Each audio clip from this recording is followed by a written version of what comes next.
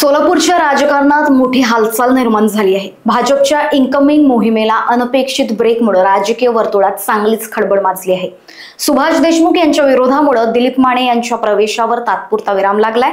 सोलापूर जिल्ह्यात आगामी स्थानिक स्वराज्य संस्था निवडणुकांच्या पार्श्वभूमीवर भाजपकडून विरोधी पक्षातील नेत्यांना आपल्या गळाला लावण्याची मोहीम जोमात सुरू आहे।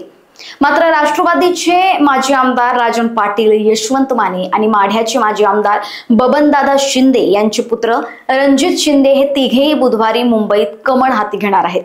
सोलापूरमध्ये भाजपानं स्वबळावर लढण्याची तयारी केली असून जिल्हा परिषदेच्या अध्यक्षपदावरून कमळच फडफडेल अशी चर्चा आहे। दरम्यान रायगडमध्येही ठाकरे गटाला धक्का बसलाय। माजी जिल्हा संपर्क प्रमुख पदाचा राजीनामा देणारे नागेंद्र राठोड यांनी अखेर भाजपमध्ये जाण्याचा निर्णय घेतलाय।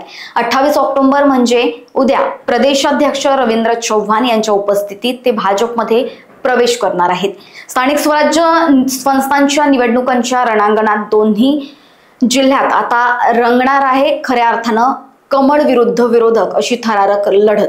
काय होणार पुढचं पाऊल, कोण कुणाच्या गळाला लागणार, तर आता एकच प्रश्न, सोलापूर ते रायगड कमळाचा विस्तार की विरोधकांची गळती। सगळ्या अपडेट्ससाठी रहा आमच्या सोबत। लोकवाहिनी न्यूज करिता मयूरी टेंभरेची रिपोर्ट नागपूरवरून।